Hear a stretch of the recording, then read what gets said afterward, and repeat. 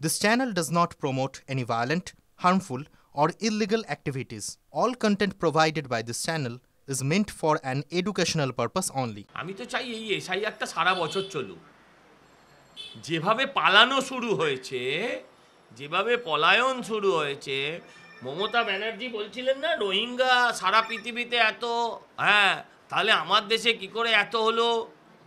এ তো যা দেখতে পাচ্ছি এরপর তো আমার মনে হয় তৃণমূল আর এজেন্ট দিতে পারবে না ইলেকশানে। যেভাবে প্রত্যেক দিন বলছে কাজের মাসি পাওয়া যাচ্ছে না, যেভাবে প্রত্যেক দিন ওই যারা বালতি বেচতো তারা হাওয়া হয়ে যাচ্ছে, হ্যাঁ বাজারের বিভিন্ন জায়গার সবজিওয়ালা মাছওয়ালা তারা যেভাবে হাওয়া হয়ে যাচ্ছে, এটা তো ওই শেকুমাকুদের জন্য খুব যন্ত্রণার। তৃণমূল তো আর মনে হচ্ছে না যে এরপরে এজেন্ট দিতে পারবে যা চলছে।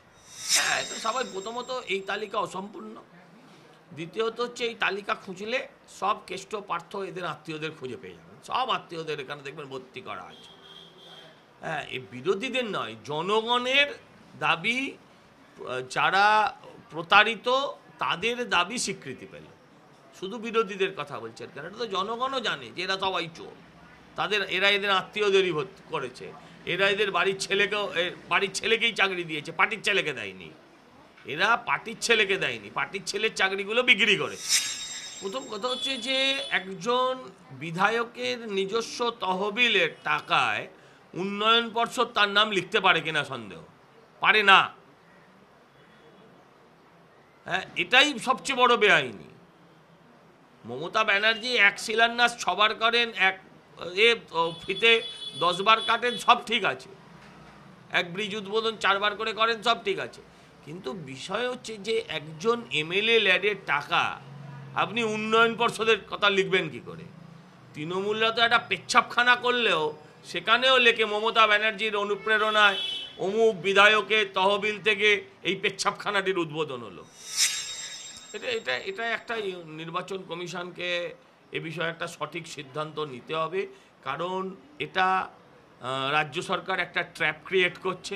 এমনি স্কুলগুলো উঠে গেছে, কিন্তু রাজ্য সরকার এমনি স্কুলগুলো শিক্ষক নেই, তারপর যদি শিক্ষকদের চলে যেতে হয় এবং যদি সেটা এই শিক্ষকদের মানে এটা এদের যদি দূরত্বে হয়, যেখানে স্কুল সেখান থেকে যদি তার বিএলওর কাজটা যদি খানিকটা দূরে হয়, তাহলে তো প্রায় অসম্ভব কাজটা করা। এটা নির্বাচন কমিশনকে সিদ্ধান্ত নিতে হবে এবং আজকালের মধ্যেই এই সিদ্ধান্তটা নিতে হবে, নয়তো একটা বড় সমস্যার মুখে পড়তে হবে নির্বাচন কমিশনকে। কারণ এসআইআরের নামে যে আতঙ্ক সৃষ্টি করেছে, আগামী 4-5 দিনের মধ্যে 7 দিনের মধ্যে সেটা কেটে যাবে। অলরেডি যখন বাড়ি বাড়ি যাওয়া শুরু হবে, মানুষ যখন বুঝতে পারবে যে কোনো সমস্যা নেই, সেভাবে মানুষই আস্তে আস্তে আপনার পক্ষে চলে আসবে, এসআইআরের পক্ষে চলে আসবে, মানুষ কোঅপারেট করবে। মিথ্যে প্রচার যে চলছে, মিথ্যে ভয় দেখানো চলছে, সেটা আর কয়েকদিনের মধ্যে ঠিক হয়ে যাবে। 2002-3 সব সালেরই ভোটার লিস্ট কাজ হচ্ছে বলে আমি জানি, আর ওর ক্ষুব্ধ হওয়ায় কিছু যায় আসে না।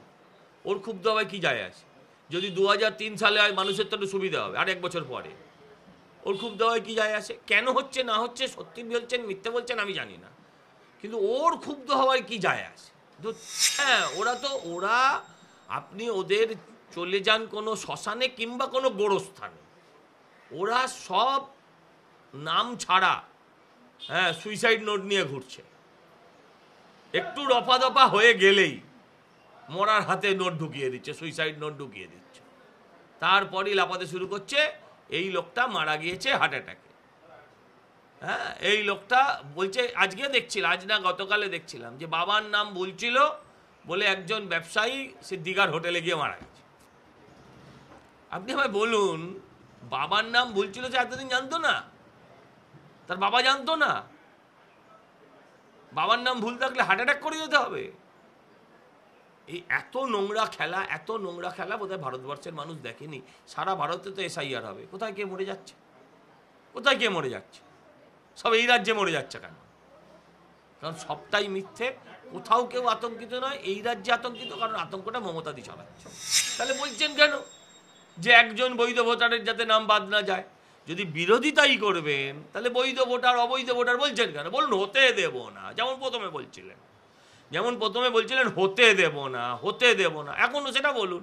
এখন বলছেন অবৈধ ভোটারের নাম, বৈধ ভোটারের নাম যেন বাদ না যায়। একবারও বলছেন না একটা অবৈধ ভোটারের নাম যেন ভোটার লিস্টে না থাকে। আপনার মেরুদণ্ড সোজা থাকলে আপনি দুটোই বলুন, না এরম থাকবে, এরম কিছু থাকবে।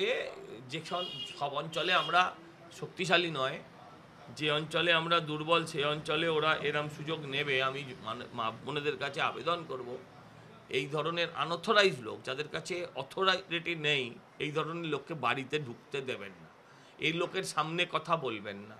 আপনারা একটু 2-4 মাস একটু দাঁতে দাঁত টিপে যদি লড়তে পারেন, তাহলে আগামী জীবনটা আপনাদের ভালোভাবে কাটবে। তাই আমি বলি যে একটু সরকারের সাথে কোঅপারেট করুন, নির্বাচন কমিশনের সাথে, আর তৃণমূলের কথায় ভীত হবেন না, কারণ নাম বাদ যাবে না, যারা যোগ্য এবং বৈধ। সেটা হবেই। লেনিন, স্ট্যালিন, হ্যাঁ, হোচিমিন, মমতা বেগম, সবাই তো একই আলটিমেটলি। এসআইআর হলে অবৈধ ভোটার বেরিয়ে গেলে, অবৈধ ভোটার যদি ভোটার লিস্ট থেকে বেরিয়ে যায়, আমি বাংলার তথা ভারতবর্ষের মানুষের কাছে প্রশ্ন রাখতে চাই, তাতে কার কার জ্বালা, কার কার ব্যথা হতে পারে। আর যদি ওরা এসআইআরকে কোর্টের মাধ্যমে বন্ধ করার চেষ্টা করে, কিন্তু আমার বিশ্বাস আছে কোর্ট এই ধরনের প্রক্রিয়াকে কখনোই বন্ধ করতে পারে না বা করবে না বলে আমার বিশ্বাস, তাহলে ভারতবর্ষে গণবিদ্রোহ হবে, ভারতবর্ষের কোটি কোটি মানুষ রাস্তায় নামবে। কারণ আমার দেশটা কোনো ধর্মশালা নয়, আমার দেশটা কোনো ধর্মশালা নয়। আমার ভোটার লিস্টে মৃত ভোটারের নাম রাখতে হবে, এটা তো শুধু পশ্চিমবঙ্গ বলছে। তামিলনাড়ুতে কি বলতে চায়, তামিলনাড়ুতে অনুপ্রবেশকারীদের রাখতে চায় কিনা সেটা দেখতে হবে। পশ্চিমবঙ্গে আজকে অনেক এলাকা ফাঁকা হয়ে যাচ্ছে, আপনারা বলছেন। এরা কারা? এরা কি শুধু আমার কাজ নিতে এসছে, না এরা আমার সংস্কৃতি পাল্টে দিতে এসছে, এরা আমার ধর্মকে পাল্টে দিতে এসছে, এরা আমার সিস্টেমকে পাল্টে দিতে এসছে? এদের আপনারা ছেড়ে দেবেন? এটা ভারতবর্ষের মানুষকে আমি জিজ্ঞাসা করতে চাই।